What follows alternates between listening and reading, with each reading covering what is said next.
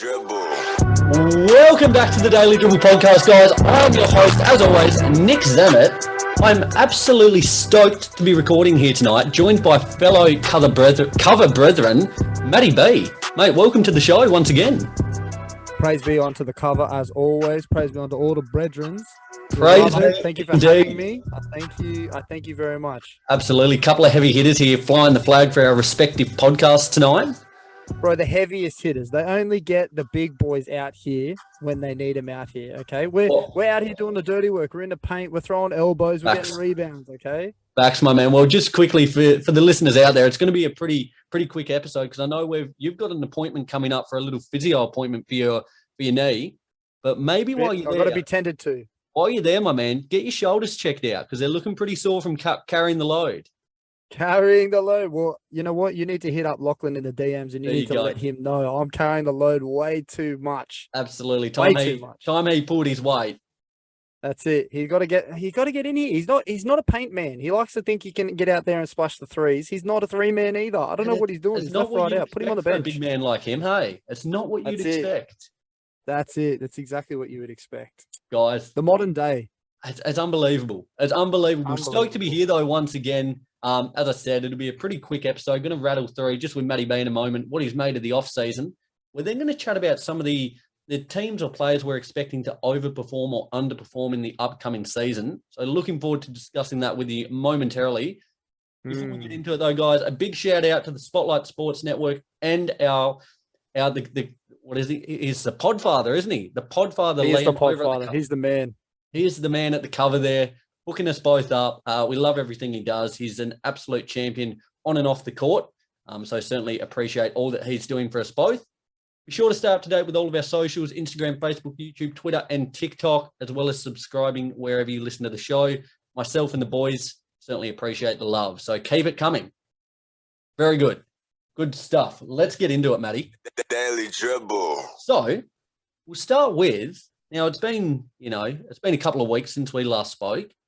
And a lot has gone down since then. What have you made of the off season? How are you finding it? Are you keeping your sanity without ball? Oh, mate, I don't know what to do. I don't know what to believe. Like there's obviously all this rhetoric around Kevin Durant. Where is he going? Boston have now emerged as the guys. Donovan Mitchell, where is he going? Like it looks like New York will be the place. Like, that's weird, isn't it? Nothing's set in stone yet. Like last week on the podcast, I kind of spoke about a couple of potential trade packages and destinations for Mitchell. I think I had the Raptors, Hornets, Heat, and Knicks. It certainly seems most likely the Knicks. Yeah. But it's the same with KD. You just wouldn't know at the moment, would you? No, you got no idea. And I mean, KD's one of those guys that like, of course he's a bit scorched earth in the fact that like he loves to jump on the media and give him a bit of a go, but he's also a little bit, I don't know, like lucrative, I guess might be the word. Like he just kind of lurks in the shadows. He does. I think it's big of Kyrie, who started this whole mess, to have now come out and said, no, I want to be in Brooklyn. Like whether it's with or without KD, that's fine. Yep. I'm happy to be in Brooklyn. I'll be the guy here. But put his cape on there, hasn't he? Oh man, that man, I'm not even going to get into him because we could spend 2 hours on him alone because he is the question mark of the league, right? Yep. But KD, what do you make of all the latest KD to Boston stuff? Like I've seen a lot of Jaylen Brown, 3 picks, 2 pick swaps, a bit of Brown, Smart, Derek White, and a couple of picks. What are you making of it? So, this is it's a funny one because I see it from both sides. I understand that he's an all-time talent, is phenomenal. Yep. You've pretty much got to give up the house, whatever it takes to get him. Mm-hmm. I also see it as a guy who's, removed from some serious injuries, who's 34 at the moment. And just in regards to the Celtics, their window is open at the minute. They're right there. I think, according to Vegas, they're the favourite at the moment next season. Getting Brogdon, fantastic, bolsters their guard depth. I think they can do it without him. And I think if they do it without him, it keeps their core, it gives them a longer window. If they go for KD, the likelihood of them getting on top, getting the chip is probably a bit greater, but that window is a lot smaller and they're sacrificing a lot of their future. Yeah, I think they go from like a Milwaukee, like, because obviously Milwaukee is always going to be there. They're going to be up and around it. But they go from like a Milwaukee kind of window to anything in the next 2 to 7 years, aka as long as Giannis is there, to a Golden State kind of window where it's like, if you don't win in the next 2 years while your guys are still relevant, absolutely, then what are you playing for? Like, you've got these two young all-stars that are throbbing. A defensive player of the year, as skeptical as I was of it, but a defensive player of the year nonetheless. Grant Williams is finding his way. Yep. Boston Dave, for those that know the Fifth and Dribble podcast, he reckons that Rob Williams III is going to be the next all-star there. Yeah, like, there's so much promise in Boston. Why would you Absolutely. want to fuck all that up? Like, I don't get it personally, but I do want to just tangent if I Please. may, sorry. Mate, the floor is yours. I'm gonna break from this talk because Jaylen Brown. Now, I don't know what your listeners are like, but I love talking fantasy. Fantasy Absolutely. basketball is the thing. Absolutely. And I've just jumped into a league. It's a salary league, right? So you get given $200 and you have to buy your team. Yeah, I like that. I like that. We do it normally by the draft, but I like the salary. So this is done sort of by a draft as well. So people nominate players and then you bid on them, right? Yes. It's very 1800s. I don't know how much. Oh, no, really it's like good, it. man. I like that. Yeah, I like that. There's a lot of question marks around it. So me being me, I was like, you know what? I'm going for a heavy hitter. So I went and spent like $70 on Nikola Jokic, which is fine because, I was able to build my team around him. Then I got a little trigger happy and spent $45 on Stephen Curry. Okay. So which again is okay. Yep. But as it's all said and done, the trade I did today, I sent Steph Curry and CJ McCollum to somebody else's team for Jaylen Brown, Christian Wood, Spencer Dinwiddie, and a second-round pick for next year. Now, I swindled, or do you believe in my trade tactic? I've gotten 10 years younger through both players. You have? I didn't have any real point guard depth. My next best point guard, sorry, I'm sitting in my car. You may have just heard a car go past me. No, you're right. My point guard depth has now gone from Devontae Graham to Spencer Dinwiddie, thankfully. Yep. I'm a fan of it. Obviously, I did the trade, but what are your initial thoughts? My initial thoughts are, oh, shit. But then when you, like just as soon as you said Curry, it's like, oh, okay. But once you kind of think about it a little bit more, I think it'll be interesting as well on the Jaylen Brown front where he ends up. Now, if he ends up on the Nets and they go scorched earth, KD's gone, Kyrie's gone, he's going to have a huge role. Mate, he's a 28, 6-6 guy if he goes to absolutely the Nets. Absolutely. And, CJ, what's his impact going to be like with Zion coming back? Ingram's starting to elevate into that, superstar talent. I think he might have done it right. And I think Christian Wood running around with Luka there is going to be pretty potent. See, that was another, for me, he's going to have a bit of and we're going to come back on track now. For me, he's going to have a very DeAndre Ayton-esque season. Absolutely. I think I'm looking at 18 and 12 from him. Like he's a big man that can stretch the floor. Luka's going to get him involved in pick and roll. And if, this is no slight on Jalen Green. Jalen Green's a fantastic player, but he's no Luka Doncic. Like let's call a spade a spade. If Jalen Green can put Christian Wood in good positions to average, 18 and 10, Luka Doncic can put him in phenomenal positions to possibly have 22 and 11. You know what I mean? So I think you're calling. I don't know. I'm a fan. With Jokic there and Brown, and I think that's quite solid. I think that's really the rest of my solid. squad is like Julius Randle, Sadiq Bey, Mikhail Bridges. Like I got some young throbbers on there. Don't worry about it. Oh shit! Right. Well, that could be a good little segue actually into our next little segment there. Just speaking about some under and overachievers. Yeah. What we might do, we might start. On the bottom end, we might go the underachievers. I might throw one out to you now. Do it. I'm ready. I've written down here Julius Randle.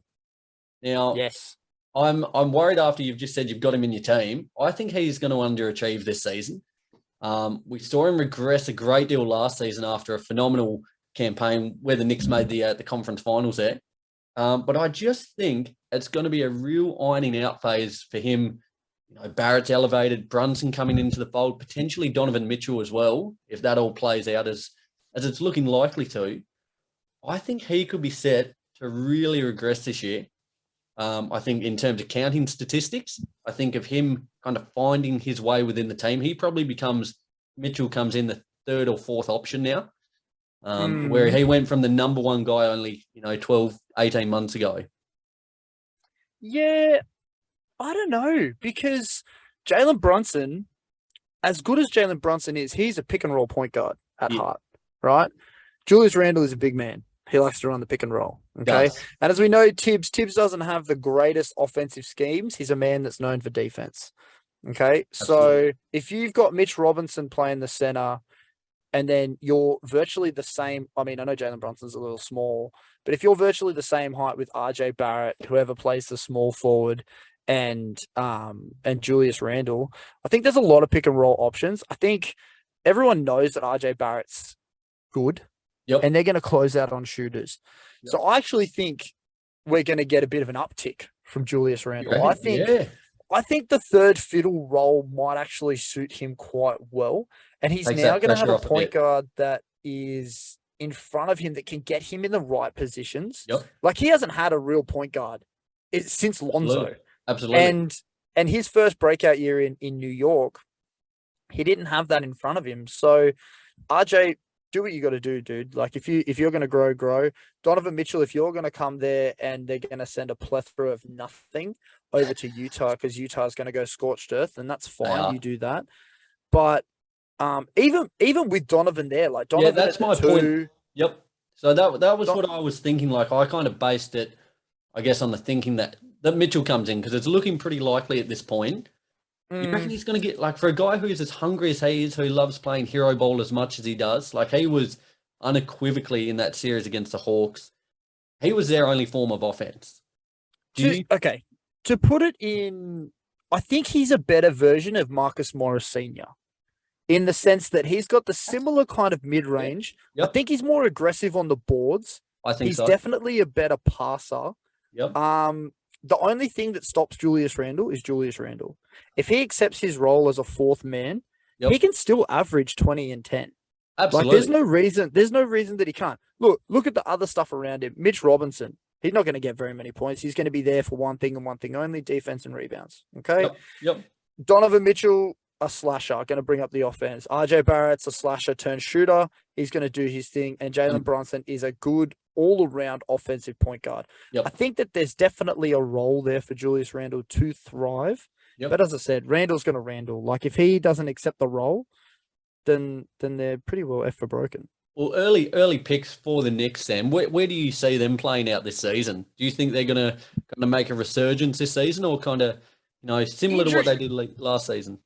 Injuries are everything, obviously, but I think based on the squad that they've got, I think that they could be fifth, maybe sixth. Yep.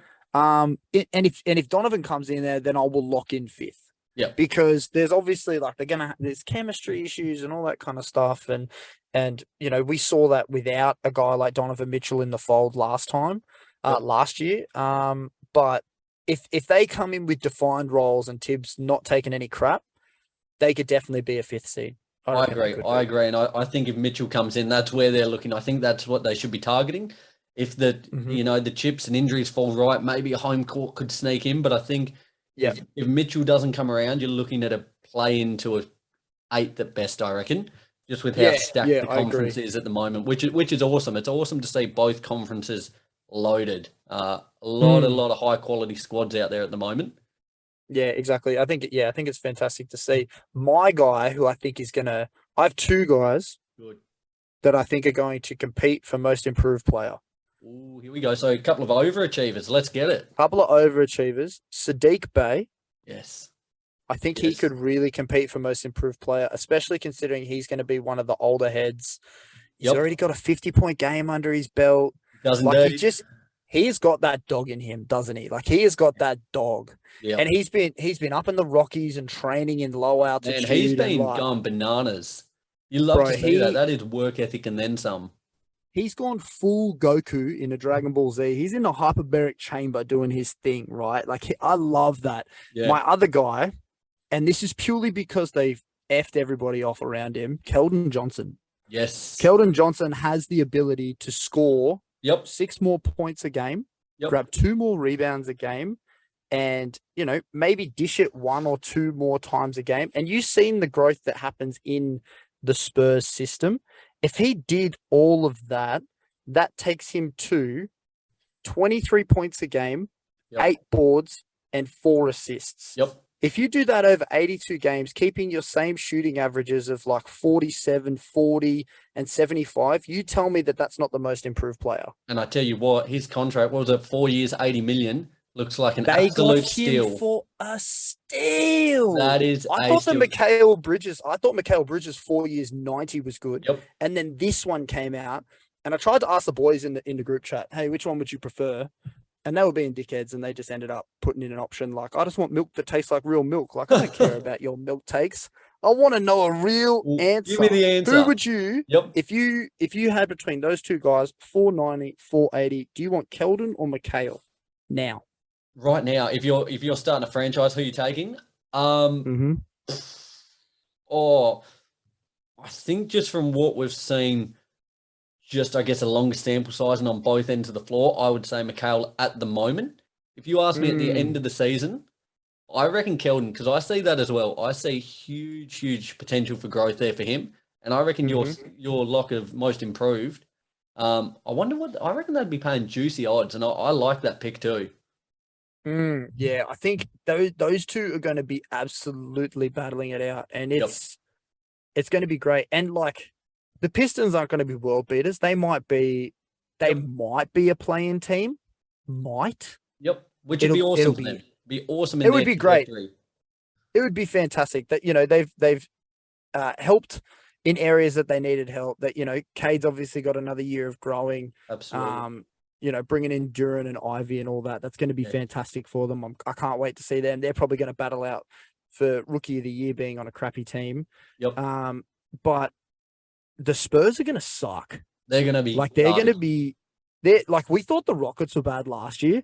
I'm talking shades of like 2011 Charlotte Hornets. Let's go. Charlotte Bobcats. Well, let's, without kind of thinking too much, I'll just come up with a number. Over, under, 23.5 wins. You got the over or under? For the Spurs? Yeah, for the Spurs, 23.5. I think that's a fantastic number, only because Pop is so good, but their talent pool sucks. Yeah. Facts. I'm gonna go under. Yeah. I'm gonna take the unders, but only just. What do you say? As I came up with the number, I was like, oh shit. This is I might need to flip a coin, because I think that, like, on the pure basis of talent and what they've got and what they're kind of striving towards, you know, trying to, you know, do whatever they can to get that Victor Wembanyama. Huge talent. Can't wait to see him.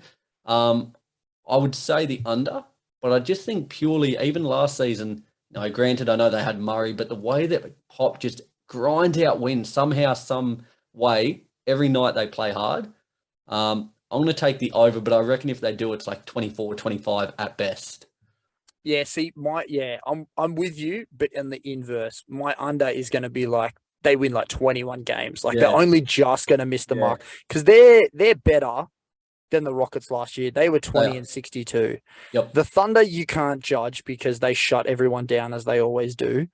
The Trailblazers, again, shut down Dame, so you can't really judge that. And the Kings only got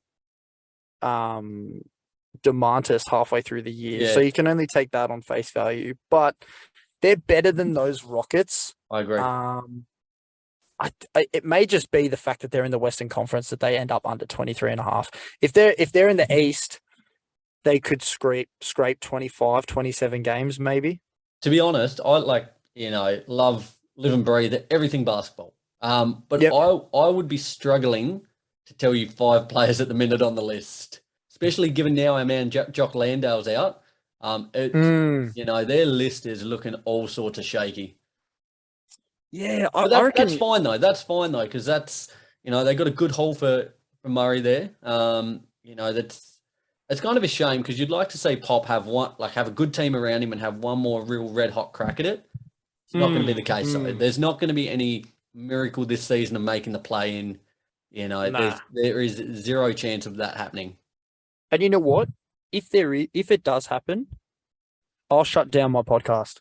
I'll stop. Yeah, because that just shows that I know nothing about basketball. I know nothing about Greg Popovich. I can't even say the man's name. Yeah, I know nothing about San Antonio basketball. I have disrespected Tim Duncan and all of his ancestors. I'll shut it down. And I'm sorry, but that'll be the case, mate. I'm gonna have to shut it down. Well, that's the thing about you and I doing it here by ourselves. Rowan Lee, I speak on behalf of you. I'm with you there. I'll shut it down as well. We can't help that we are but businessmen running our businesses right now. They're on holidays. I don't know what this union is that they're a part of, but they're on holidays doing their thing. Yep. We're out here. We're doing the legwork, all right? So we get to make the decisions too, that means. We do. Exactly. We definitely do. Overachiever for you, my friend. I've got this one now. It's kind of I'm very biased because I love him. I've been with him since the very start. Josh Giddey.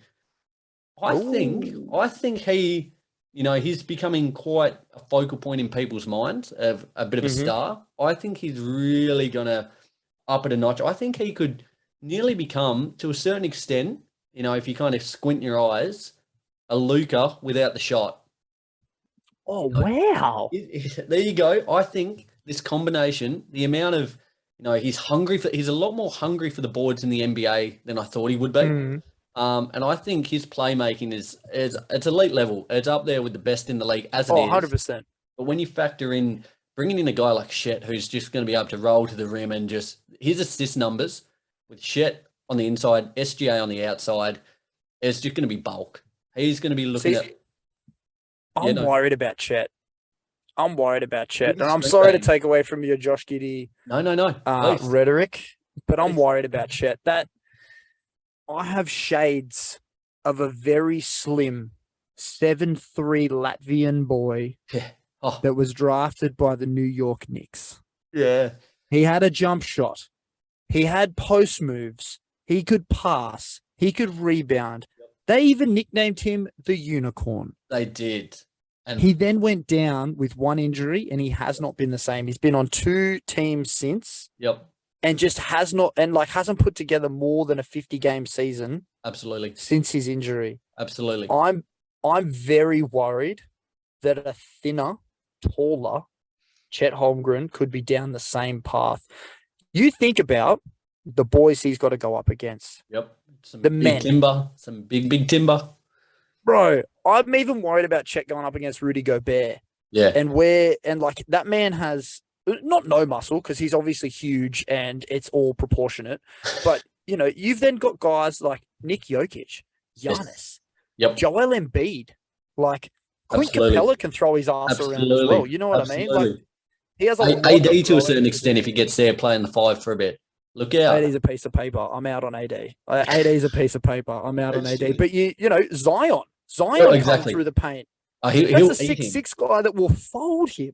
Yeah. Yeah, well, I agree in that. I did have reservations about this as I put Giddey down. I was like, okay, does take into account a big part of that will be on Chet. I think that he will overachieve. I'm with you, though. Like, from what we saw in Summer League even, there's flashes from Chet where you think, wow, this guy has it. He's the package. And there's other moments where you're like, what it kind of makes me think of? Ja Morant, watching him, every time he goes up, for a highlight reel dunk, it's like, shit. You can just see he's going to come down, his knees, land horribly, and it's going to be kind of season over. I have that the same extent, same feeling with Chet that every play he's involved in, it could be a horrific injury. Yeah.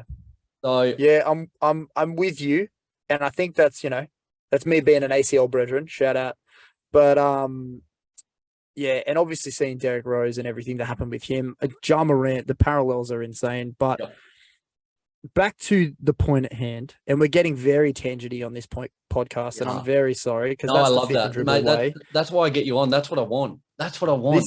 This is the maze. This is the labyrinth. Get what's his name? David Bowie or whatever. Was he in Labyrinth? Get him in here to figure out whatever's going on because we don't know what's happening. No, it's good. But I think I agree with Giddy obviously taking a jump. Yep. I think he could probably get to like the 15 points, That's a solid 8.5 rebounds, 7 to 8 assists. Like this guy has triple-double careers written all over him, and I love that. That's fantastic. What I love watching, and the comparison with Luka that I made was they're both, not quick players, but they bring the game down. They're slow as fuck. But they bring the game to their level, and they have everyone play it with them. The way Luka can control a game, and yet he's still got that little burst of speed that gets him by. It's similar with Giddy. Like they just play at their own level, and they bring everyone down with them, which is awesome. Brother, all the great point guards do it. You see it with Chris Paul, right? Yep. He slows the game down so he can run the mid-range. You see Steph Curry. He speeds the game up so he's chaotic and can launch it from 8,000 feet away from the basket. Yep. You obviously, Luka and Giddy. You see guys like there was one more guy, Russell Westbrook, who just is chaos personified. Nuclear. And those OKC days where he would just grab the board and destroy teams, all the greats do it. It's great for Australian basketball to see this. Like I'm so keen for the growth of Josh Giddey. That this next year is going to be great. I think the year after is going to be his real push. You always see that third year bump from guards, and we saw it with Ja Morant. So I'm excited. I'm so excited for the future of Australian basketball and to see Josh Giddey grow, man. Absolutely. So keen. I'm super keen as well. And, as we said, the amount of blokes from the NBL I've spoken about over the last couple of weeks who have been in Summer League. We've got Dyson Daniels this year. The talent that is just pouring through from the NBL to the NBA is phenomenal. It really is. I put it in my title last week. The NBL is a breeding ground. I'm so pumped for this season, both for the NBA and the NBL. Let's I've got another one here for you, mate. Now I'm ready. I've got the name written down, and I didn't put underachieve or overachieve. I wanted to see where you would take this for me. Oh, stop it. I love this. I love an edge. I love edging. Ask my partner. It's fantastic. It's good stuff, isn't it? Yeah. Great stuff. It's good stuff. Heightens the experience, does it not? Heightens everything, bro. It's like a blind man. He can hear things for miles. Imagine Stevie Wonder, because he gets rid of his eyesight's gone. Don't you can't do Stevie Wonder to me. Too deep there. Stevie. It's imagine his senses heightened on top of already after being blind. It's unbelievable. He's already doing these ones, mate. He doesn't need to. He doesn't need to get any more senses. I don't. think. No. He's please don't put that. Please don't cut that up for your socials. That'll be tough to watch. That'll be tough. I will disgrace the Fifth of Dribble name. We will get cancelled for that. Okay. If you haven't done it already, then I think you're going to be safe. I hope so. That's tough. Anyway, give me the name. I'm ready. I've got the Lakers. Now, I'm as a Lakers fan, I didn't know where to weigh in because, surely they've got to overachieve based on what they did last season because that was just absolutely god awful. I'm really excited. It's kind of been a lesser talking point for the Lakers this offseason, but I'm really excited about the appointment of Darvin Ham. I love the energy he brings, what he was doing with the Bucks. Just being that kind of locker room presence, I think is going to have a really good impact with the Lakers. Granted, it's funny knowing how things are going to potentially play out with the Kyrie, the Westbrook situation. But I just wanted to throw it to you. Where do you think they're going to underachieve or overachieve this season? Or just can you give me a game barometer? Yeah, let's say. You got arguably the best player in history on your team. I think you're going to be looking at a fourth place finish. Home court. They creep into home court. Oh, home court. I think they've actually quietly had like a pretty good off season. I think that they've done well shoring up their bench with guys like Lonnie Walker, Juan Toscano Anderson. Like Kendrick Nunn will be back. Yeah. Oh, don't even fucking get me started on Kendrick Nunn. That man is. With the greatest respect to Kendrick Nunn, he is not a basketball player. No. I have not seen him play enough basketball to believe that he's a basketball player. I love the idea of Kendrick Nunn. I don't love the reality. Yeah. It's like eating KFC. You love the idea of it, then you have it, and you're like, why the fuck did I do that? I feel like shit now. Mate, I had the just quickly digress very slightly. I had on the weekend. It was in the secret menu. It was like the Christmas mistletoe box or something, like Christmas in July. What the fuck is the secret menu, and where have I been living to not get this? You got the app? I do not have the app. I have the Macca's app. I'm a Macca's faithful. Yeah, no, I got both. I'm disgusted in myself. Mate, there's the KFC app, and there's a little secret menu. You got to kind of pull up to find it. And there was this special box, and it came with, all your regulars, your chips, your whatever. It came with a chocolate mousse as well. But the chocolate mousse at KFC goes hard. Underrated, $2.95 for that decadent beauty. Underrated stuff. It came with stuffing dipping sauce. That's what it was called, like stuffing dipping sauce. And I know what I'm getting for dinner. I've got to sort out my own dinner tonight. Incredible, I'm going to KFC. Incredible. So there you go. There's my little treat to you. Check it out. Get after it. Unfortunately, my treat to you is not going to be the same because I don't think the Lakers get home court advantage. Yep. I don't think that they get fourth. I think when you break it down, the Suns are a fantastic, regular season team. The Grizzlies, fantastic. Warriors coming off a championship. The Nuggets, they're getting so many people back. The Clippers are getting so many people back. You've got come on, bro. And I love a Laker bash. This is not a Laker bash, but the Clippers are getting heaps of people back. The Timberwolves have just gone all in. All right, I don't agree with their $400 million front court, but we're at 6 teams already, and we haven't even got to the Lakers. The Pellies are obviously the Jazz are going to drop out, and it is what it is. The Pellies have got Zion coming back. The Mavericks, Christian Wood and Luka Doncic. Excuse me, losing Jalen Brunson is a lot, but they get better across the board with a guy like Christian Wood than what they did with Jalen Brunson. There's 8 easy ones. There's 8 easy ones. 8 teams that they've got to beat. There's at least 4 teams in there that they've got to beat more than 4 times. Yep. It's a lot. And and it's fantastic as a fan to see how good the NBA is. Agreed. That's what I'm so excited for over this next year. Not only content creators like us, it's awesome too. Bro, it's going to be so good. Not only are the Clippers going to bend over everybody, but the competition that's going to be throughout, and all of the stories and the little stories. This is why you get into sport. I had someone say to me the other day, why do we get so emotionally attached to made up games with shit rules? Oh, and give me a break. But they're true. They know what they're talking about. So, and I get too emotionally invested. I know that, but it's going to be such a good year. I cannot wait for the 2022-23 NBA season. Man, I'm pumped, and that's probably a good little point to knock it. For the NBA, I'm so keen. For the NBL, I'm beyond excited. We've got so much incredible content to look forward to over the coming months. Christmas Day game for the NBL. Excuse me. How good's that? Not only that, Fifth and Dribble and the Daily Dribble getting together for Tassie versus Sydney over the Australia Day long weekend. Keep your eyes peeled for that. I tell you what my liver's going to be in bad shape. I might have to go on a cleanse before and after. That's how much I've got to just get ready for it. I'm so keen. It's awesome. What are we now? We're back end of July. We've still got a few weeks to go yet, but loving it. The content still rolls on, doesn't it, Matty B? We're still showing up week in, week out, grinders. It does, mate. And I've got to go in for my rub down now because I've got to fix these shoulders after I'm carrying the load. Lachlan, pick your socks up. Come on. Mate, we'll end it there, then get you away. Just quickly, where can everyone find you and Locke? Oh, bruh, they can find us at Fifth and Dribble, Instagram, Twitter, Facebook, TikTok. Bang.